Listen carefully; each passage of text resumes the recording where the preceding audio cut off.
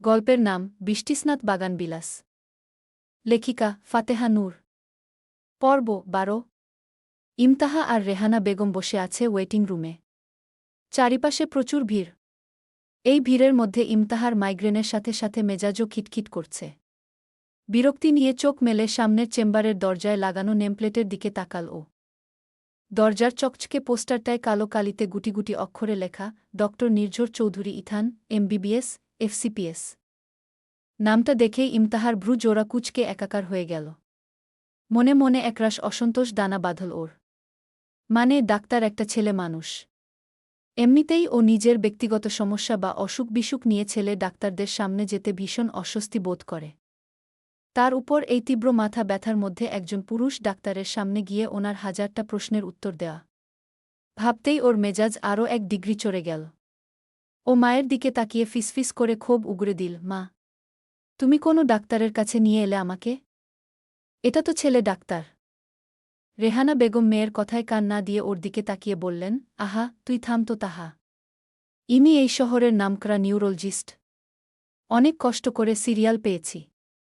ছেলে না মেয়ে সেটা বড় কথা নয়, রোগ ভালো হওয়াটা আসল। চল এবার লাইনে গিয়ে দাঁড়া, আমাদের সিরিয়াল চলে এসেছে। ইমতাহা আর কথা বাড়াল না। একটা দীর্ঘশ্বাস ফেলে নিজের ওড়নাটা ভালো করে জড়িয়ে নিয়ে অ্যাসিস্ট্যান্টের টেবিলের সামনে গিয়ে লাইনে দাঁড়াল। মাথা ব্যথার কারণে ওর পা দুটো কাঁপছে, কোনোমতে নিজের ভারসাম্য বজায় রাখার চেষ্টা করছে। মনে মনে ভাবছে আর মাত্র 2-3 জন পরেই ও ভেতরে ঢুকতে পারবে, একটু এসির বাতাসে গিয়ে বসলে হয়তো মাথাটা শান্ত হবে। ঠিক তখনই চেম্বারের দরজাটা খুলে গেল। ফর্সা, লম্বা মতন এক যুবক ডাক্তার অ্যাপ্রন গায়ে জড়িয়ে বেরিয়ে এলেন। ওনার হাতে হাতখড়ি, মুখে আবার মাস্ক লাগানো, চোখে পাওয়ারের চশমা। ইমতাহা ওনার দিকে অস্পষ্ট চোখে তাকিয়ে বুঝল ইনিই সেই ডক্টর নির্ঝর চৌধুরী ইথান। উনি কারোর দিকে না তাকিয়ে সোজা হেঁটে চলে গেল। ইমতাহা হা করে তাকিয়ে রইল। তখনই সামনে থেকে একটা রোগা পাতলা গঠনের ছেলে বলল, ডক্টর নির্ঝর চৌধুরী ইথান জোহরের নামাজ পড়তে গিয়েছেন। আধ ঘণ্টা পর আসবেন। অপেক্ষা করুন সবাই। কথাটা ইমতাহার কানে পৌঁছানো মাত্রই ওর মাথার ভেতর যেন একঝাঁক সর্ষে ফুল ফুটে উঠল। রাগে, ক্ষোভে আর যন্ত্রণায় ওর পুরো শরীর রিরি করে উঠল। এমনিতেই ও লাইনে দাঁড়িয়ে সোজা হয়ে থাকতে পারছে না, চোখ মেলতে পারছে না, তার উপর এখন আরও আধা ঘণ্টা এই নরক গুলজারের মতো ওয়েটিং রুমে দাঁড়িয়ে থাকতে হবে। ইমতাহার মেজাজ এবার পুরোপুরি বিগড়ে গেল। ও দাঁতে দাঁত চেপে অ্যাসিস্ট্যান্টের টেবিলের দিকে তাকিয়ে মনে মনে বলতে লাগল, কি চমৎকার! পেশেন্ট এখানে যন্ত্রণায় মরছে আর ওনার আধা ঘণ্টার ব্রেক চাই। মেহরাইজ্জার মতো আরেকটা অভাট ফার্স্ট জুটেছে আজ কপালে। তারপর আরেক মনে বলল, আরে না, নামাজ পড়তে গেছে। ইমানদার আছে বলতে হবে। ইমতাহা একটা তপ্ত দীর্ঘশ্বাস ফেলে লাইনের এক কোনায় দেয়ালটার সাথে পিঠ ঠেকিয়ে দাঁড়াল। ওর সমস্ত শরীর অবশ হয়ে আসছে, মাইগ্রেনের ডানাটা যেন এবার পুরো মাথায় ডালপালা মেলতে শুরু করেছে। তীব্র যন্ত্রণার মাঝেও ও আর চোখে মায়ের দিকে তাকাল। রেহানা বেগম ততক্ষণে পাশের সিটের এক মাঝবয়সী মহিলার সাথে গল্পে মজে গেছেন। মেয়ের দিকে একবার তাকিয়ে শুধু হাত দিয়ে ইশারা করলেন ওখানেই যেন দাঁড়িয়ে থাকে। ইমতাহা মনে মনে বিড়বিড় করল, ধন্য আমার মা। মেয়ে এখানে দাঁড়িয়ে মরছে আর উনি এখানেও বান্ধবী জুটিয়ে ফেলেছেন। আধ ঘণ্টা পর লাইনটা যেখানে শুরু হয়েছে ওখান দিয়ে হন্তদন্ত হয়ে এক যুবক চেম্বারের দিকে এগিয়ে গেল। ইমতাহা তা দেখে ঝট করে ওনার হাত ধরে খেকিয়ে বলল, এই চাচা, দেখছেন না আমরা লাইনে দাঁড়িয়ে আছি? পেছনে না দাঁড়িয়ে নায়কের মতো হেঁটে আগে চলে যাচ্ছেন। লোকটা শান্ত দৃষ্টিতে ইমতাহার পা থেকে মাথা পর্যন্ত দেখল। করিডোরের বাকি পেশেন্টরা তখন বিস্ময়ে হা করে তাকিয়ে আছে। ইমতাহা ওনার এই নীরবতাকে ওনার অপরাধবোধ ভেবে আরও এক কাঠি বাড়িয়ে তারা গলায় বলল, কি? এভাবে হা করে দেখছেন কি? জামাকাপড় তো বেশ পরিপাটি পরেছেন, কিন্তু সাধারণ ভদ্রতাবোধটুকু কি কেউ শেখায়নি? এখানে মানুষ কি শখ করে সিনেমা দেখতে লাইনে দাঁড়িয়েছে? সবাই অসুস্থ। পেছনে যান, গিয়ে লাইনে দাঁড়ান। লোকটা কিছু না বলে অপর হাত দিয়ে ইমতাহার হাত ছাড়িয়ে ভেতরে গিয়ে দরজা বন্ধ করে দিল। ইমতাহা কিছু বলতে যাবে তখনই পেছনে একজন মধ্যবয়স্ক মহিলা বলল, উনিই ডাক্তার নির্ঝর চৌধুরী ইথান। তুমি আর দেখোনি তাকে? মহিলার মুখের কথাটা ইমতাহার কানে পৌঁছানো মাত্রই ওর পুরো শরীর যেন এক মুহূর্তে অবশ হয়ে গেল। মনে হল পায়ের তলার মাটিটা আচমকা সরে গিয়ে ও পাতালের কোনো অতল গহ্বরে তলিয়ে যাচ্ছে। ও ও বড় বড় চোখ করে কাঠের পুতুলের মতো শক্ত হয়ে দরজার দিকে তাকিয়ে রইল। নিজের কানকে যেন বিশ্বাস করতে পারছে না ও। এ কি করল ও? এ তো খোদ ডক্টর নির্ঝর চৌধুরী ইথান। নামাজ পড়তে যাওয়ার সময় মাস্ক আর অ্যাপ্রন পরা ছিল বলে ওনাকে অন্য রকম লেগেছিল, আর এখন সাধারণ শার্ট প্যান্টে ওনাকে পেশেন্ট ভেবে ও কি না খোদ ডাক্তারেরই হাত টেনে ধরে চাচা বলে এক গাদা জ্ঞান দিয়ে দিল। তাও আবার এই ভর্তি হাসপাতালের সবার সামনে। ইমতাহার ফ্যাকাশে মুখটা এবার লজ্জায় আর অপমানে টকটকে লাল হয়ে উঠল। ও ঢোক গিলে অস্ফুটে বলল, উনি ডাক্তার? পেছন থেকে ওই মধ্যবয়সী মহিলাটি মাথায় কাপড় টেনে মৃদু হেসে বললেন, হ্যাঁ গো মা। উনি নামাজে যাওয়ার সময় তো সাদা কোটটা পরেছিলেন, আসার সময় খুলে এসেছেন। উনিই তো এই হাসপাতালের বড় ডাক্তার। তুমি ওনারেই হাত ধরে টান মারলা। ওনার মেজাজ তো এমনিতেই করা থাকে, আজ তো তোমারে কেঁচো বানায়া ছাড়ব। চেম্বারের দরজাটা ভেতর থেকে হালকা একটু খুলে গেল। সেই রোগাপাতলা অ্যাসিস্ট্যান্ট ছেলেটি মুখ বাড়িয়ে করিডোরের দিকে তাকাল। ওর হাতে ইমতাহার সিরিয়ালের ফাইলটা। ছেলেটি একবার লাইনের দিকে তাকাল, তারপর সোজা ইমতাহার দিকে আঙুল নির্দেশ করে বেশ চড়া গলায় ডাকল। Serial number 12। ইমতাহা ইসলাম। ইমতাহা চমকে গেল। তার আগে আরও 3 জন রয়েছে। ইমতাহা ঢোক গিলে মায়ের দিকে তাকাল। উনি তেরা চোখে তাকিয়ে আছে। ইমতাহা আল্লাহর নাম নিয়ে কেবিনে গেল। ভেতরে ঢুকতেই এসির হিমশীতল বাতাস এসে ওর গায়ে লাগল, কিন্তু সেই ঠান্ডা আবহাওয়াতেও ওর কপাল বেয়ে এক ফোঁটা ঠান্ডা ঘাম নেমে এল। চেম্বারের পরিবেশটা বেশ শান্ত আর ছিমছাম। বিশাল এক ওক কাঠের টেবিলের উপাশে বসে আছেন ডক্টর নির্ঝর চৌধুরী ইথান। ওনার চোখের পাওয়ারের চশমাটা এখন নাকের ডগায় নামানো, আর উনি খুব মনোযোগ দিয়ে ফাইলের পাতায় কি যেন লিখছেন। ডক্টর ইথান ফাইল থেকে চোখ না তুলেই ওনার গম্ভীর, ভারী গলায় বললেন, বসুন। ইমতাহা ধীর পায়ে চেয়ার টেনে বসল। ইমতাহা এতক্ষণ মাথা নিচু করে নিজের প্লাস্টার করা হাতটার দিকে তাকিয়ে নখ খুঁটছিল। ও মনে মনে আয়াতুল কুরসি পড়া শুরু করে দিয়েছে। কি সমস্যা? কিসের জন্য এসেছেন? ডক্টর ইথান এবারও ফাইল থেকে চোখ তুললেন না। ওনার হাতের দামি ফাউন্টেন পেনটা প্রেসক্রিপশনের কাগজে খসখস শব্দে এগিয়ে চল। ওনার এই বরফশীতল ভাব দেখে ইমতাহা আরও বেশি কুকড়ে গেল। মনে মনে ভাবল, এমন ভাব দেখাচ্ছেন যেন একটু আগের ওই চাচামডাকার ইতিহাস উনি ভুলেই গেছেন। আসলেই এই ডাক্তারের মাথার তার ছেঁড়া। ইমতাহা একটু নড়েচড়ে বসে ঢোক গিল। ওর মাথা ব্যথার সাথে সাথে এখন বুকটাও দুরুদুরু কাঁপছে। ও মুখ খোলার আগেই ডক্টর ইথান কলম থামিয়ে চশমার উপর দিয়ে সরাসরি ইমতাহার চোখের দিকে তাকালেন। ওনার চোখ দুটো বড্ড তীক্ষ্ণ আর রহস্যময় দেখাল। উনি বেশ ঠান্ডা গলায় বললেন, কানের সমস্যা নাকি? বলেছি কি সমস্যা আপনার? কিসের জন্য এসেছেন? ইমতাহা এবার আমতা আমতা করে বলল, আসলে ডক্টর, আমার মাইগ্রেনের সমস্যা। গতকাল থেকে মাথা ব্যথাটা খুব তীব্র আকার ধারণ করেছে। একদম সহ্য করতে পারছি না। ডক্টর ইথান এক পলক ইমতাহার মুখের দিকে তাকাল, তারপর আবার প্রেসক্রিপশনে মনোযোগ দিয়ে ওনার গম্ভীর গলায় বললেন, রাস্তায় মানুষের শার্টের হাতা টেনে ঝগড়া করার ক্ষমতা যখন আপনার আছে, তখন মাইগ্রেনের এইটুকু ব্যথা সহ্য করার ক্ষমতাও আপনার থাকা উচিত। তবে যাই হোক, প্রেসক্রিপশনে কিছু রেগুলার মেডিসিন আর একটা পেইনকিলার লিখে দিচ্ছি। ঠিকঠাক সময়ে খেয়ে নেবেন। ইমতাহা এবার মনে মনে একটা স্বস্তির দীর্ঘশ্বাস ফেল। যাক বাবা, জল্লাদ ডাক্তারটা অন্তত কোনোতে তো ইনজেকশন বা কড়া ডোজের ওষুধ দিয়ে প্রতিশোধ নেয়নি। ডক্টর ইথান খসখস করে লেখা শেষ করে প্রেসক্রিপশনটা ইমতাহার দিকে এগিয়ে দিলেন। ইমতাহা যখন ভাবল এবার সে এই ফাঁসির মঞ্চ থেকে মুক্তি পাবে এবং দ্রুত ফাইলটা হাত বাড়িয়ে নিতে গেল, ঠিক তখনই ডক্টর ইথান প্রেসক্রিপশনটা নিজের আঙুল দিয়ে চেপে ধরে আটকে দিলেন। উনি চশমাটা এক হাত দিয়ে ঠিক করে সোজা ইমতাহার দিকে তাকিয়ে একবারে নির্লিপ্ত গলায় বললেন, আপনার পার্সোনাল ফোন নাম্বারটা এখানে লিখে দিয়ে যান। কেন? ডক্টর ইথান চেয়ারে পিঠ ঠেকিয়ে বসলেন। ওনার ঠোঁটের কোণে এবার এক চিলতে রহস্যময় বাঁকা হাসি ফুটে উঠল। উনি নিজের কণ্ঠস্বর কিছুটা নিচু করে বললেন, কেন আবার? বাড়িতে বিয়ের সম্বন্ধ পাঠানোর জন্য। শার্টের হাতা টেনে যেভাবে আপনি সিংহীর মতো অধিকার খাটালেন, এমন সাহসী আর ঝগড়ুটে মেয়েই তো আমার মা আমার জন্য খুঁজছেন। ডাক্তারের মুখে সরাসরি বিয়ের সম্বন্ধের কথা শুনে ইমতাহার মাথার ভেতর যেন এবার 1000 ভোল্টের বিদ্যুৎ চমকে উঠল। চোখের সামনে ভেসে উঠল মেহরাজের হাস্যোজ্জ্বল মুখটা। আর কালকের সুন্দর মুহূর্তগুলো। ইমতাহা এবার নিজের আমতা আমতা ভাব ঝেড়ে ফেলে চোখ দুটো ছানার বড়ার মতো গোল গোল করে এক ঝটকায় বলল, কি সম্বন্ধ পাঠাবেন মানে? অসম্ভব। আমি অলরেডি বিবাহিত।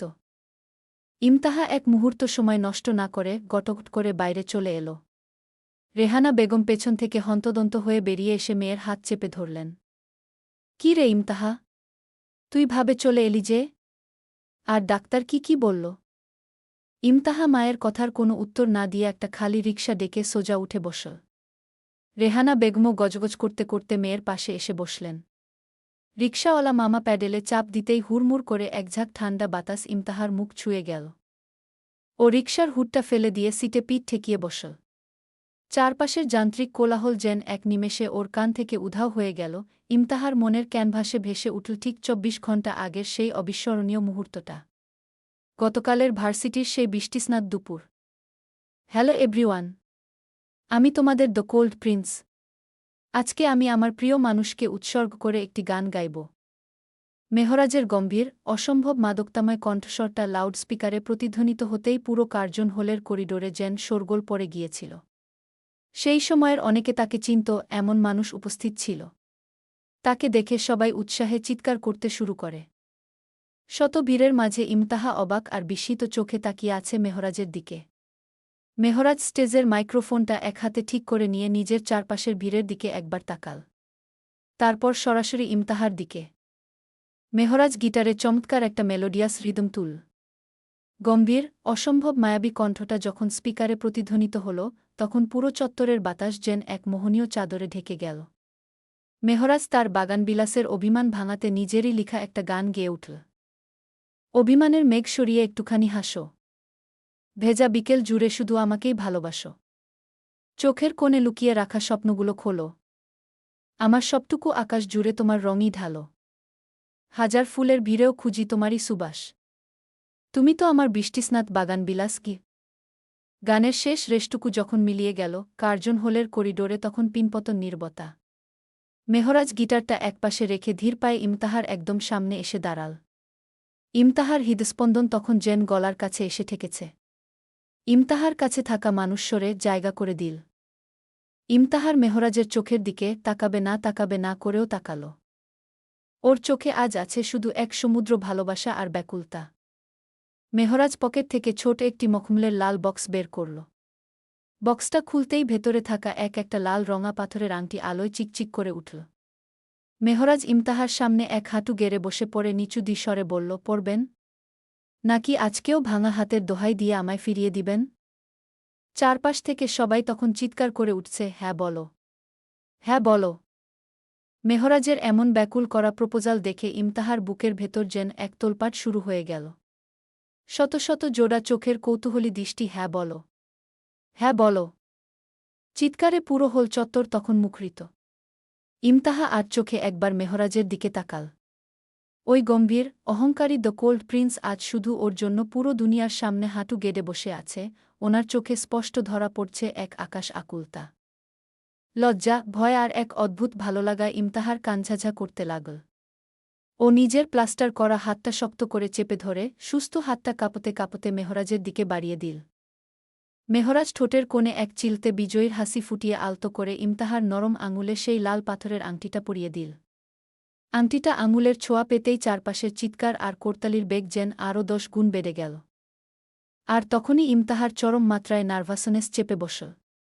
হাত পা থরথর করে কাঁপতে লাগল। এত মানুষের সামনে এভাবে লাইমলাইটে থাকা ওর স্বভাবের বাইরে। ও লজ্জায় আর আড়ষ্টতায় এক মুহূর্তও সেখানে দাঁড়াতে পারল না। মেহরাজের হাত থেকে নিজের হাতটা এক ঝটকায় ছাড়িয়ে নিয়ে ভিড় ঠেলে ও এক দৌড়ে ক্যাম্পাস থেকে বেরিয়ে এল। পেছনে কে কি ডাকল, মেহরাজ ওনাকে থামানোর চেষ্টা করল কি না কিচ্ছু শোনার মতো অবস্থায় ও ছিল না। সোজা একটা রিকশা ডেকে ও হন্তদন্ত হয়ে এক ছুটে বাড়ি চলে এসেছিল সেদিন। রিকশায় বসে ইমতাহা মিটিমিটি হাতে থাকে। আহ, সে যে কি লজ্জা পেয়েছিল। সেই দিন সন্ধ্যায় মেহরাজ তাদের বাড়িতে এসেছিল। বেচারা তার সাথে দেখা করার জন্য চাতক পাখির মতো বসেছিল। অথচ ইমতাহা ঘর থেকেই বের হয়নি। ইমতাহা বুঝতেই পারে না সে এত লজ্জা কবে থেকে পাচ্ছে। রিকশা থেকে নেমে ইমতাহা সবেমাত্র নিজের ঘরে এসে ওড়নাটা বিছানায় ছুঁড়ে ফেলেছে। মাইগ্রেনের পেইনকিলারটা খাওয়ার পর মাথাটা এখন বেশ হালকা লাগছে। ও বিছানায় ধপ করে বসতেই ওর ফোনটা বিকট শব্দে বেজে উঠল। স্ক্রিনে একটা একদম নতুন অচেনা নাম্বার ভাসছে। ইমতাহা একটু ইতস্তত করে ফোনটা রিসিভ করে কানের কাছে নিল। হ্যালো, কে বলছেন? ওপাশ থেকে রাদিফ গলা খাকারি দিয়ে নিজের আওয়াজটা যতটা সম্ভব প্রফেশনাল বানিয়ে বলল, আসসালামু আলাইকুম। আমি জাইন গ্রুপ অফ ইন্ডাস্ট্রিজ থেকে মেহরাজ স্যারের পার্সোনাল অ্যাসিস্ট্যান্ট বলছিলাম। ম্যাম, স্যার আসলে কাল থেকে না খেয়ে অফিসে পড়ে আছেন, ওনার প্রেশার নাকি লো হয়ে গেছে। রাদিফের কথা শেষ হওয়ার আগেই মেহরাজ ওপাশ থেকে ফোনটা এক ঝটকায় কেড়ে নিল। ওর আর এক সেকেন্ডও ধৈর্য ধরছিল না। মেহরাজ ফোনের স্পিকারের একদম কাছে এসে ও গম্ভীর অথচ তীব্র অভিমানী গলায় বলে উঠল, ফোনটা কেন তুলছিলেন না বুজান? ব্যাস সাথে সাথে ইমতাহা ফোন কেটে দিয়েছিল। মেহরাজ কানের কাছ থেকে ফোনটা নামিয়ে স্ক্রিনের দিকে বোকার মতো তাকিয়ে রইল। ওর ফর্সা মুখটা এবার রাগে, ক্ষোভে আর চরম অপমানে লাল হয়ে উঠল। পাশে দাঁড়িয়ে রাদিফ তখন হাত দিয়ে মুখ চেপে হাসছে। মেহরাজ দাঁতে দাঁত চেপে ফোনটা সোফার উপর ছুঁড়ে মেরে দাঁড়িয়ে পড়ল। ওর শার্টের হাতা দুটো কনুই পর্যন্ত গোটানো, কপালে রাগের রগগুলো স্পষ্ট হয়ে উঠেছে। ও রাদিফের দিকে তাকিয়ে তারা গলায় গর্জে উঠল, রাদিফ, তোকে কে বলেছিল প্রেশার লো হওয়ার নাটক করতে? অ্যাসিস্ট্যান্ট সেজেছিস ভালো কথা, কিন্তু ওই খিটখিটে মেয়েটার সামনে আমার প্রেস্টিজের পুরো পাংচার করে দিলি। রাদিফ কাচুমাচু হয়ে দুপা পিছিয়ে গিয়ে বলল, আরে স্যার, আমি তো আপনার ভালোর জন্যই। থাম তুই। মেহরাজ আর কোনো কথা না শুনে নিজের গাড়ির চাবিটা টেবিল থেকে তুলে নিল। তারপর গটগট করে বাড়িতে চলে গেল। বজ্রপাত, আমার সোনা মোনা ভাই, আজ তুই তোর ভাবিকে ফোন দিয়ে বল, তুই ওকে মিস করছিস, দেখা করতে চাস। প্লিজ ভাই, আমার ফোনই তুলছে না মাইয়াডা। মেহরাজ ড্রয়িং রুমের সোফায় কুশনটা বুকে চেপে ধরে পুরো বাচ্চাদের মতো কাকুতিমিনতি করছে। ওর এই করুণ দশা দেখে আবরাজ খিলখিল করে হেসে উঠল। তার বড় ভাই মেহরাজ জাইন যে একটা মেয়ের ফোনের জন্য এভাবে চাতক পাখির মতো ছটফট করতে পারে, এটা নিজের চোখে না দেখলে কেউ বিশ্বাস করত না। আবরাজ হাত থেকে চিপসের প্যাকেটটা টেবিলের উপর রেখে ওনার দিকে তাকিয়ে বাঁকা হেসে বলল, কেন ব্রো? তুমি দ্য গ্রেট মেহরাজ জাইন। ওই মেয়ের এত সাহস তোমার সাথে দেখা করে না? ওকে থাপ্পড়ে দাঁত ফেলে দাও গিয়ে। মেহরাজ দমে গেল। আবরাজ কেন পুরনো কথা ভুলতে পারে না? গাধাটা পুরনো বিষাক্তময় কথা বলে ওর মেজাজ উড়িয়ে দেয়। মেহরাজ বলল, আচ্ছা তুই কি চাস না ইমতাহা বাড়ি ফিরে আসুক? বড় ভাইয়ের গলায় এই আচমকা হাহাকার আর কষ্টের সুর শুনে আবরাজের চিপস চিবানো মুখটা ওখানেই লক হয়ে গেল। ও বুঝতে পারল হাসির ছেলে ও এমন একটা পুরনো ক্ষতে আঘাত করে ফেলেছে, যা মেহরাজকে ভেতরে ভেতরে প্রতিনিয়ত পুড়িয়ে মারে। আবরাজ কাচুমাচু হয়ে মাথা নিচু করে ফেল। মেহরাজ উদাসীন কণ্ঠে বলল, আমি জানি অতীতে আমি ওনার সাথে অন্যায় করেছি, জল্লাদের মতো আচরণ করেছি। কিন্তু যখন ও আমার সাথে কথা বলত, গালিগালাজ করত, তাচ্ছিল্য করত, তখন আমার ভালোই লাগত। আমি আমার বেঁচে থাকার নতুন এক টুকরো আকাশ খুঁজে পেয়েছি রে। তুই আর ওসব পুরনো বিষাক্ত কথা তুলে আমাদের মাঝখানের এই সুন্দর সময়টাকে নষ্ট করিস না, প্লিজ। আবরাজ এবার সত্যি অনুতপ্ত হল। ও ফোনটা হাতে নিয়ে মেহরাজের কাঁধে হাত রেখে বলল, আই অ্যাম সরি ভাইয়া। আমি আসলেই ওসব মিন করে বলিনি। দেখো, আমি এখনই ভাবিকে ফোন দিচ্ছি। আবরাজ নিজের ফোনের কন্টাক্ট লিস্ট ঘেটে ইমতাহার নাম্বারটা বের করল। মেহরাজ তখন সোফার কোণে উৎকণ্ঠা নিয়ে বসে আছে, ওর চোখ দুটো চাতক পাখির মতোই চাতুর্য আর আকুলতায় ভরা। আবরাজ কল বাটনে চাপ দিয়ে স্পিকারটা অন করে মেহরাজের দিকে বাড়িয়ে দিল। রিং হচ্ছে। একবার, দুবার, তিনবার। রিসিভ করে ওপাশ থেকে ইমতাহা চট্টে কণ্ঠে বলল, হ্যালো আবরাজ, কেমন আছিস? ইমতাহার মুখে এত মিষ্টি আর আপন সুর শুনে মেহরাজের বুকটা ঈর্ষায় চড়চড় করে উঠল। কই, ও ফোন দিলে তো মেয়েটা মুখে খই ফোটায়, আর আবরাজের বেলায় কত খাতির। মেহরাজ ইশারায় আবরাজকে কথা বলতে বলল। আবরাজ মেহরাজের মুখের ভঙ্গি দেখে মজা পেয়ে একটু হাসল, তারপর গলা নরম করে বলল, ভালো আছি ভাবি। কিন্তু আমার ওই জল্লাদ ভাইয়াটার অবস্থা তো ভালো না। তুমি ওনার মুখের উপর ফোন কেটে দেওয়ার পর থেকে উনি ড্রয়িং রুমের দেয়ালের দিকে তাকিয়ে দেবদাসের মতো নিঃশ্বাস ফেলছেন। সত্যি বলছি ভাবি, ভাইয়া কাল থেকে কিচ্ছু খায়নি। প্লিজ ওনার সাথে একটু কথা বলো, নইলে বেচারা আজ না খেয়েই পরপারে চলে যাবেন। আবরাজের কথা শুনে ইমতাহা মুচকি হাসল। ও ভালো করেই জানে মেহরাজ পাশে বসে এসব শুনছে। ও একটু তেরা গলায় বলল, সো হোয়াট? কথাটা শুনে মেহরাজের উৎসাহিত মুখ শুকিয়ে এইটুখানি হয়ে গেল। আবরাজ একবার মেহরাজের দিকে তাকিয়ে বলল, আচ্ছা ওর কথা ছাড়ো। ও জাহান্নামে যাক। 5 জুন আমার বার্থডে। তো তুমি আমাকে ডেকোরেশন এর আইডিয়া দিবে। সন্ধ্যায় আমরা পিৎজাবার্গ এ দেখা করব। গল্পে গল্পে গাপুসকুপুস করে খাওয়া ও হয়ে যাবে। ইমতাহা একটু নড়েচড়ে বসে হাত দিয়ে চুলগুলো কানের পিঠে গুজে বলল, আচ্ছা ঠিক আছে বাবা, তোর বার্থডে বলে কথা। ডেকোরেশনের দারুণ সব আইডিয়া আমার মাথায় আছে, তোকে সব বলে দেব। 5 তারিখ সন্ধ্যায় পিৎজাবার্গেই দেখা হবে। আর তুই যখন বলছিস তখন গল্পে গল্পে গাপুসকুপুস করে খাওয়াটাও হবে নে। ইমতাহা 6টার মধ্যে রেডি হয়ে বাড়ির বাইরে আবরাজের আসার অপেক্ষা করছে। সাথে রাফায়েল সাহেবও আছে। মেয়েকে গাড়িতে তুলে দিয়েই উনি বাসায় যাবেন। দূর থেকে একটা চকচকে কালো রঙের অডি গাড়ি হর্ন বাজাতে বাজাতে এসে ওদের গেটের সামনে থামল। ইমতাহা তীক্ষ্ণ চোখে তাকাল। ও ভাবছিল শুধু আবরাজ আসবে, কিন্তু ফ্রন্ট সিটের কাচটা নামতেই দেখল মেহরাজ বসে আছে। ওর পাশের সিটে বসে আবরাজ হাত নাড়ছে। আবরাজ গাড়ি থেকে নেমে হন্তদন্ত হয়ে রাফায়েল সাহেবের সামনে এসে দাঁড়াল। অত্যন্ত ভদ্রতার সাথে ওনাকে সালাম দিয়ে বলল, আসসালামু আলাইকুম আঙ্কেল। কেমন আছেন? আমি আবরাজ। রাফায়েল সাহেব মৃদু হেসে বললেন, ওয়ালাইকুম আসসালাম বাবা। ভালো আছি। পেছন থেকে মেহরাজও গাড়ি থেকে নেমে এসে রাফায়েল সাহেবকে সালাম জানাল। ওনার সেই গম্ভীর ভারী কণ্ঠস্বরে বিনয় ঢেলে বলল, জি বাবা, আবরাজের বার্থডে বলে কথা। তাই ভাবলাম ড্রাইভটা আমিই করি। আপনি একদম চিন্তা করবেন না, ইমতাহাকে আমি সাবধানে ফিরিয়ে নিয়ে আসব। রাফায়েল সাহেব আশ্বস্ত হয়ে ইমতাহার মাথায় হাত রেখে বললেন, আচ্ছা বাবা, যাও। সাবধানে যেও সবাই। আবরাজ চট্টে কণ্ঠে বলল, তা ভাবি, তোমার হাত এখন কেমন আছে? প্লাস্টার করা হাতটা নিয়ে পিৎজা গাপুসকুপুস করে খেতে সমস্যা হবে না তো? ইমতাহা হেসে হাত নাড়িয়ে বলল, আরে না, আজকে ডাক্তার এসে হাতের প্লাস্টার খুলে দিয়েছে আর বলেছে এখন আমার হাত সুস্থ। সবাইকে অন্যমনস্ক দেখে মেহরাজ ইমতাহার দিকে তাকিয়ে ঠোঁট বাঁকিয়ে হাসল। বদলে ইমতাহা মিডল ফিঙ্গার বের করে মুখ দিয়ে ভেঙ্গুচি দেয়। মেহরাজ চিৎকার করে বলে, শু ড্যাডি, আপনার মেয়ে আমাকে ফাক ইউ বলেছে। রাফায়েল সাহেব সবেমাত্র বাড়ির মেইন গেটের দিকে পা বাড়িয়েছিলেন, মেহরাজের এই আকস্মিক আর অভাবনীয় চিৎকারে তিনি যেন আকাশ থেকে পড়লেন। ওনার পা দুটো ওখানেই থমকে গেল। তিনি ঝট করে ঘুরে বড় বড় চোখ করে মেহরাজ আর ইমতাহার দিকে তাকালেন। ওনার মুখটা বিস্ময়ে হা হয়ে গেছে। নিজের কানকে যেন বিশ্বাস করতে পারছেন না তিনি। ইমতাহা ভয় পেয়ে তাড়াতাড়ি গাড়ির পেছনে গিয়ে বসে। তা ভাবি, বলো কি পিৎজা খাবে? আজকে আমার বার্থডে ট্রিট, মন ভরে অর্ডার করো। ইমতাহা মেহরাজের দিকে এক পলক তেরা চাউনি ছুড়ে দিয়ে বলল, তুই যা অর্ডার করবি আমি সেটাই খাব আবরাজ। শুধু মনে রাখিস, ঝাল যেন একটু বেশি হয়। কিছু মানুষের জ্বলন দেখে আমার ঝাল খাওয়ার ইচ্ছাটা আরও বেড়ে গেছে। মেহরাজ আবার ভারী কণ্ঠস্বরে হালকা টিপ্পনি কেটে বলল, ঝাল বেশি খেয়েও না বুজান, এমনিতেই মেজাজ খিটখিটে, গ্যাস্ট্রিকের পেইন বাড়লে তখন আবার আমাকেই মাঝরাতে পেইনকিলার নিয়ে ছুটতে হবে। ইমতাহা মুখ ঘুরিয়ে নিয়ে আবরাজকে উদ্দেশ্য করে বলল, তোর ডেকোরেশনের আইডিয়াগুলো শোনো এবার। বার্থডেতে আমরা বেশি জমকালো কিছু করব না। লাইটিংটা একটু হালকা রাখব, আর সাকুলেন্ট বা কিছু ইনডোর প্ল্যান্টস দিয়ে কর্নারগুলো সাজালে বেশ ক্লাসি লাগবে। আবরাজ মাথা নেড়ে ইমতাহার আইডিয়াগুলো নোট করতে লাগল।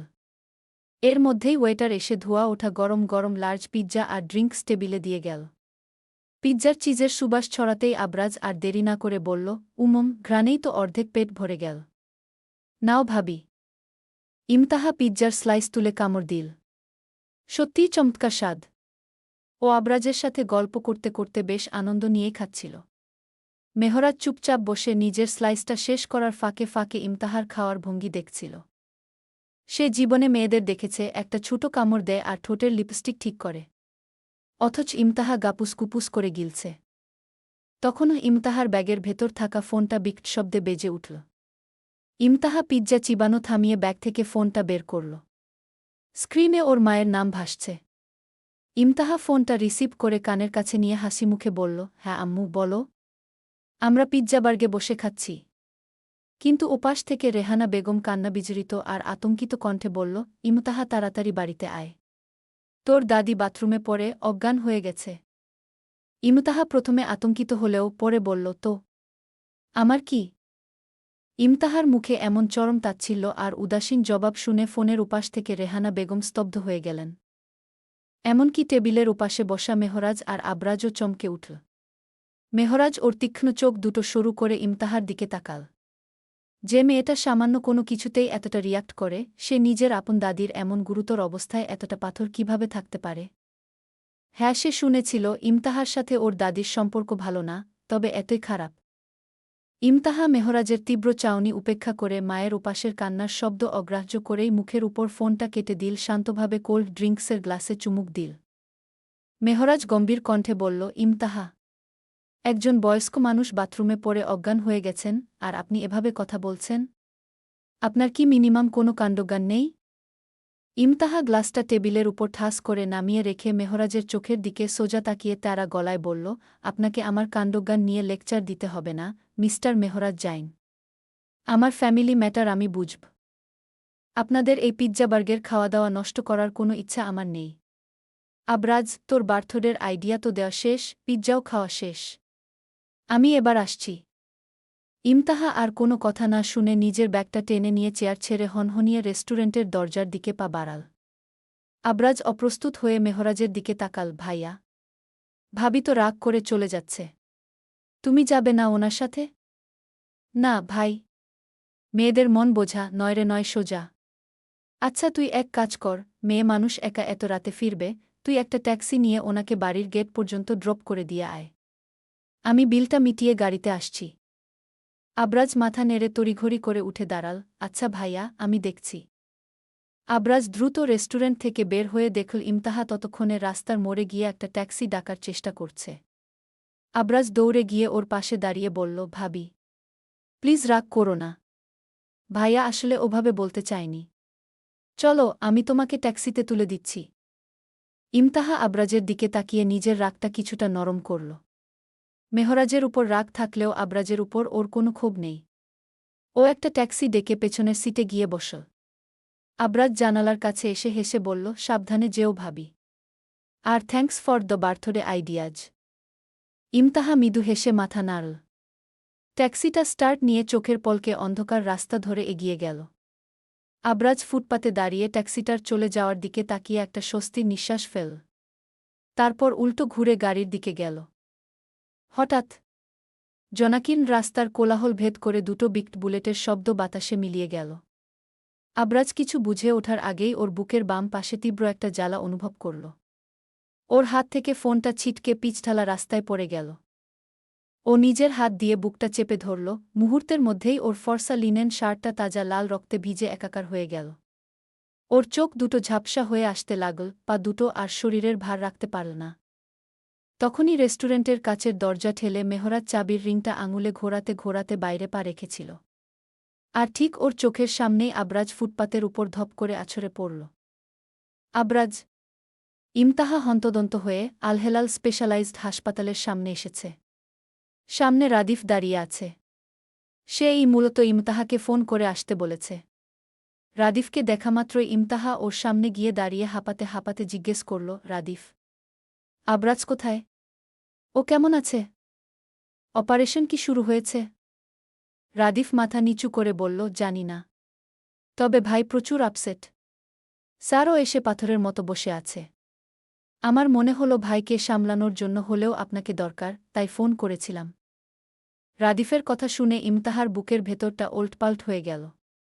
ও আর এক সেকেন্ডও সময় নষ্ট না করে রাদিফকে পাশ কাটিয়ে হনহনিয়ে হাসপাতালের ভেতরে ঢুকে গেল।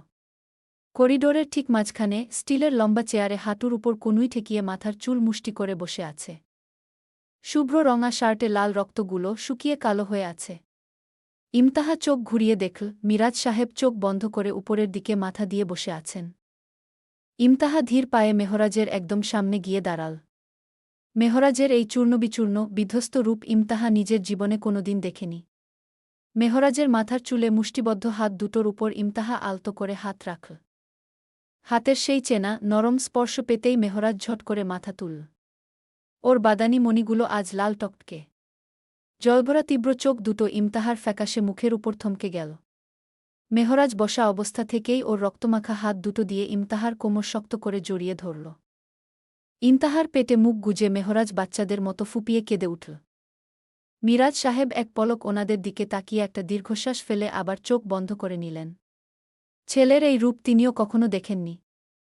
মেহরাজ ইমতাহার কোমর আরও শক্ত করে জড়িয়ে ধরে অবরুদ্ধ ভাঙা কণ্ঠে বলতে লাগল, ইমতাহা, আমার সোনা মোনা ভাইটা ওই ভেতরের ঠান্ডা ঘরে মৃত্যুর সাথে লড়ছে রে। কয়েকদিন পর তো বার্থডে ছিল না? ও কত খুশি ছিল আজ। ওই বুলেটটা কেন আমার বুকে বিঁধল না, বুঝান? আমি কেন ওকে ওখানে পাঠালাম? আমি কেন নিজে গেলাম না? মেহরাজের কান্নার তীব্রতায় আর ওর পিঠের কাঁপুনি দেখে ইমতাহার চোখের কোণ বেয়েও নোনা জল গড়িয়ে পড়ল। ও হাত দিয়ে মেহরাজের অবিন্যস্ত চুলে পরম মায়ে বিলি কেটে দিল। ওনার মাথায় আলতো করে হাত বুলিয়ে দিতে দিতে নিজের কান্না চেপে শান্ত গলায় বলল, শান্ত হন মেহরাজ। আবরাজের কিছু হবে না। ও খুব শক্ত ছেলে, ও ঠিক ফিরে আসবে। নিজের উপর এভাবে অন্যায় দোষ চাপাবেন না। এইরকম হলে তো আমিও দোষী। আমি কেন এমন করতে গেলাম? মেহরাজ ইমতাহার কথায় যেন আরও বেশি ভেঙে পড়ল। ও ইমতাহার পেটে মুখ গুজে রেখেই মাথাটা ডানে বামে নেড়ে অবরুদ্ধ গলায় বলে উঠল, না ইমতাহা, না। আপনি নিজেকে জড়িয়ে একদম ওসব বলবেন না। দোষ সব আমার। মেহরাজের চোখের জল ইমতাহার সুতি কামিজের কাপড় ভিজিয়ে দিচ্ছিল। মেহরাজ কান্নাভেজা গলায় অতীতের স্মৃতিগুলো আওড়াতে লাগল, আম্মু যখন মারা যান, আবরাজ তখন কতটুকু একদম ছোট। ও তখন থেকে আমার আঙুল ধরে ধরে বড় হয়েছে। ওর সব আবদার, সব জেদ এই মেহরাজ জাইনের কাছে। জাইন গ্রুপের এমডি হয়ে আমি গোটা বিজনেস সামলাতে পারি, দুনিয়ার বাঘা বাঘা মানুষকে এক কথায় কাঁপিয়ে দিতে পারি, অথচ আজ আমার নিজের ভাইটার জন্য আমি কিচ্ছু করতে পারছি না। ভেতরের ওই ঠান্ডা ঘরটায় ও কেমন একা একা কষ্ট পাচ্ছে। ইমতাহা মেহরাজের পিঠে আলতো করে চাপড় দিয়ে ওকে শান্ত করার আপ্রাণ চেষ্টা করতে লাগল। মেহরাজের ভেতরের এই পিতিসুল ভাই রূপটা দেখে ওর নিজের বুকটাও ভেঙে আসছিল। মেহরাজ ইমতাহার কোমরটা আরও একটু শক্ত করে জড়িয়ে ধরে ভাঙা, ভারী কণ্ঠে এবার এক টুকরো ম্লান হাসির আভাস এনে বলল, জানেন বুজান, এই যে কার্জন হলের চত্বরে আপনাকে অত নাটক করে প্রপোজ করলাম, আংটিটা পরিয়ে দিলাম। এই পুরো প্ল্যানিংটা কিন্তু ওই পাজিটারই ছিল। ওই আমাকে আইডিয়া দিয়েছিল। বলেছিল, ভাইয়া, তোমার ওই খিটখিটে বাউমুকে যদি লাইনে আনতে চাও, এর চেয়ে রোমান্টিক আর কিচ্ছু হবে না, অথচ আজ ও নিজেই। ইমতাহা বুঝল, ও যদি মেহরাজকে না থামায় তাহলে আজকে ওর পেটের সব কথা বেরিয়ে যাবে। ইমতাহা মেহরাজের মাথায় হাত বুলিয়ে দিতে দিতে এক আঙ্গুল দিয়ে চোখের জল মুছে শক্ত গলায় বলল, আমি জানি মেহরাজ। আবরাজ অনেক ভালো ছেলে।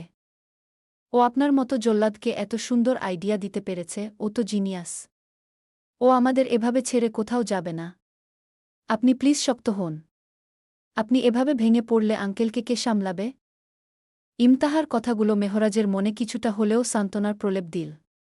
মেহরাজ আস্তে করে সরে বসে ইমতাহাকে ইশারায় পাশে বসতে বলল। ইমতাহা কোনো কথা না বলে মেহরাজের পাশে বসল। হঠাৎ মেহরাজ ইমতাহার কোলের উপর মাথা রেখে গুটিসুটি মেরে শুয়ে পড়ে। ও যেন বহু বছর পর একটু শান্তির ছায়া খুঁজে পেয়েছে। ইমতাহা পরম মমতায় ওর অবিন্যস্ত চুলের ভেতর আঙুল ডুবিয়ে হাত বোলাতে লাগল। কিছুক্ষণ এভাবে কাটল। মেহরাজের দীর্ঘশ্বাস আর হৃদস্পন্দন ইমতাহার উরুর উপর স্পষ্ট বোঝা যাচ্ছিল। ইমতাহা খুব ধীর স্বরে ফিসফিস করে বলল, মেহরাজ, শুনছেন? আপনি কি জানেন এই কাজটা কার হতে পারে? আপনার কি কারো উপর সন্দেহ আছে? ইমতাহার গলার আওয়াজ শুনে মেহরাজের তন্দ্রাচ্ছন্ন ভাবটা কেটে গেল। ও চট করে ইমতাহার কোল থেকে মাথা তুলে সোজা হয়ে বসে পড়ল। ইমতাহা ঘাবড়ে গেল। আমতা আমতা করে শুধায়, কি হয়েছে? আপনি থাকেন, আমি যাচ্ছি। মেহরাজ দাঁড়িয়ে এক কদম দিতেই ইমতাহা পেছন থেকে তার শার্টের হাতা টেনে ধরে আহত কণ্ঠে বলল, অ্যাম সরি। আমি ওভাবে বলতে চাইনি। প্লিজ আপনি থাকেন। যাবেন আমার সাথে? কোথায়? যেখানে নিয়ে যাব। মিনিট 15 মধ্যে তীব্র গতিতে চলতে থাকা গাড়িটা ঝটকা ব্রেক চেপে থামল গুলশানের এক অভিজাত 5 স্টার হোটেলের সামনে। হোটেলের বাইরে তখনও নিয়ন আলোর ঝলকানি, বিলাসবহুল গাড়ির আনাগোনা। গাড়ি থামিয়েই মেহরাজ ড্যাশবোর্ড থেকে ওর ফোনটা টেনে নিল। স্টিয়ারিংয়ের উপর এক হাত রেখে অন্য হাতে দ্রুত একটা নাম্বার ডায়াল করে ফোনটা কানের কাছে ধরল। ইমতাহা পাশে বসে আশেপাশে দেখছে। ও বুঝল না মেহরাজ ওকে এমন একটা জায়গায় কেন নিয়ে এসেছে। ওর রুম নম্বর কত? মেহরাজ ফোনের ওপাশ থেকে উত্তরটা শুনেই কোনো কথা না বলে লাইনটা কেটে দিল। ইমতাহা মেহরাজের দিকে তাকিয়ে কিছুটা আমতা আমতা করে জিজ্ঞেস করল, মেহরাজ, আমরা এখানে কেন এসেছি? কার রুম নম্বরের কথা বলছেন আপনি? মেহরাজ ইমতাহার প্রশ্নের সরাসরি কোনো উত্তর দিল না। ও কেবল গাড়ির লকটা খুলে ঠান্ডা গলায় বলল, গাড়ি থেকে নামুন। ইমতাহা আর দ্বিধা না করে গাড়ি থেকে নেমে মেহরাজের পাশাপাশি হোটেলের ভেতরে পা রাখল। হোটেলের ভেতরটা তখনও আলোয় ঝলমল করছে। মেহরাজ কাউন্টারের দিকে এক পাও বাড়াল না, বরং সোজা এগিয়ে গেল লবির এক কোণে দাঁড়িয়ে থাকা সিকিউরিটি ম্যানেজারের দিকে। ম্যানেজার মেহরাজকে দেখে অত্যন্ত বিনয়ের সাথে মাথা নিচু করে বলল, good evening sir. Room number 120-এর ডুপ্লিকেট চাবি দিন। ম্যানেজার কিছুটা চমকে ওঠে, রাগী কণ্ঠে বলল, এটা কেমন বিহেভ? ওটা তো দুজন গেস্টের নামে বুকড। আমরা কারোর অনুমতি ছাড়া কাউকে রুমের চাবি দিতে পারি না।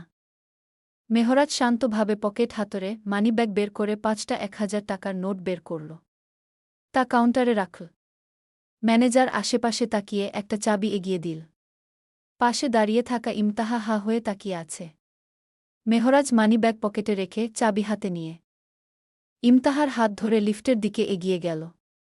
লিফট বন্ধ হতেই ইমতাহা চাপা কণ্ঠে বলল, কি হচ্ছেটা কি মেহরাজ? মেহরাজ উত্তর দিল না। ইমতাহার হাত ছেড়ে ওকে সামনে এনে পেছন থেকে জড়িয়ে ধরল। ইমতাহা চমকে গেল, কিন্তু কিছু বলল না। লিফট গিয়ে থামল 7 ফ্লোরে। লিফটের দরজাটা খোলার সাথে সাথে মেহরাজের আলিঙ্গনের বাঁধন আলগা হল না, বরং ও ইমতাহার ঘাড়ে চিবুক রেখে খুব ধীর, ভারী গলায় ফিসফিস করে বলল, ওই দিন যেভাবে জুতা দিয়ে মেরে হৃদের গাল লাল করে দিয়েছিলেন, আজকে ভেতরেরটার চুল ছিঁড়ে নিবেন ওকে? ইমতাহা স্থির হয়ে দাঁড়িয়ে রইল। মেহরাজের প্রতিটি কথার সাথে ওর শরীরের কাঁপুনি মিশে আছে। 7 তলার এই করিডোরটা অন্য ফ্লোরের তুলনায় অনেক বেশি নিরিবিলি। মেহরাজ ওকে ছেড়ে সোজা হয়ে দাঁড়াল। তারপর এগিয়ে গেল সামনে। ইমতাহাও পিছু পিছু গেল। নির্দিষ্ট দরজার সামনে গিয়ে ইমতাহার দিকে চাবিটা বাড়িয়ে ইশারা করল দরজা খোলার জন্য। ইমতাহা ভাবল, একটা সামান্য দরজাই তো খুলতে হবে। এ আর এমন কি ব্যাপার? চাবিটা নিয়ে দরজা খুলে এক কদম দিতেই কারেন্টের শকের মতো দরজা বন্ধ করে বেরিয়ে এল। চোখ বট করে দরজার দিকে স্থিরভাবে তাকিয়ে মেহরাজের দিকে তাকাল। মেহরাজ হেসে বলল, কি দেখলেন ভেতরে? ইমতাহা বাখারা। ও নিজের চোখকে বিশ্বাস করতে পারছে না। মাত্র 1 সেকেন্ডের জন্য ফাঁক হওয়া দরজার উপাশে ও যা দেখেছে তা দেখার জন্য ও দূরতম স্বপ্নেও প্রস্তুত ছিল না। বুকের ভেতর হৃৎপিণ্ডটা এত জোরে আছাড় খাচ্ছে যে মনে হচ্ছে এখনই পাঁজর ভেঙে বেরিয়ে আসবে। ইমতাহার ফ্যাকাশে আতঙ্কিত মুখের দিকে তাকিয়ে আবার নিচু স্বরে শুধাল, কি হলো বুজান? কথা বলছেন না কেন? ভূত দেখলেন নাকি? ইমতাহা দেয়ালে হাত ঠেকিয়ে নিজেকে সামলানোর চেষ্টা করল। ওর গলা শুকিয়ে কাঠ। ও কোনমতে ঢোক গিলে ফিসফিস করে বলল, মেহরাজ। ভেতরে। ভেতরে শায়লা আর। ইমতাহা কথা শেষ করতে পারল না। লজ্জায় আর চরম আঘাতে ও মুখ ফিরিয়ে নিল। মেহরাজ একটা দীর্ঘশ্বাস ফেলে ইমতাহার কাছে এগিয়ে এল। ও ইমতাহার থুতনিটা আলতো করে ধরে নিজের দিকে ঘোরাল। মেহরাজের গলার আওয়াজ হালকা রেখে বলল, হ্যাঁ শায়লা। আমাদের সাথে যতসব দুর্ঘটনা হয়েছে সবকিছুর পেছনে ছিল শায়লা। ওর মূল লক্ষ্য ছিল তোমাকে মেরে ফেলা। ওই দিনের পার্টিতে গুলি করা লোকগুলো ওরই ছিল। আপনি বাড়ি যাওয়ার সময় গাড়িতে বোম রাখা মানুষটা ও। আর আজকে শুটার দিয়ে গুলি করার প্ল্যানের পিছনে ওই ছিল। কিন্তু গুলি আপনাকে গুলি করতে চেয়েছিল, দুর্ভাগ্যবশত সেটা গিয়ে লেগেছে আবরাজের বুকে। আমি এর পিছনে লোক লাগিয়েছিলাম। আমি ওকে ছাড় দিয়েছিলাম, কিন্তু ও আবার একই ভুল করল। আজকে আমি কিছু করব না, সব আপনি করবেন। ওকে এমন এমন জায়গায় মারবেন যাতে লোক লজ্জায় জীবনে মুখ দেখাতে না পারে। পারবেন তো? আমি মেয়েদের উপর হাত তুলি না। তাছাড়া আমার ঘরে বউ আছে। ইমতাহা পাথরের মতো দাঁড়িয়ে রইল। মেহরাজের প্রতিটি শব্দ ওর কানের পর্দায় এসে সজোরে আঘাত করছে। এত বড় একটা সত্য ও এত সহজে হজম করতে পারছে না। যে শায়লা ওদের আশেপাশে একটা সাধারণ ঈর্ষান্বিত মেয়ের মতো ঘুরে বেড়াত, তার ভেতরের রূপটা এতটা ভয়ঙ্কর, এতটা পৈশাচিক হতে পারে।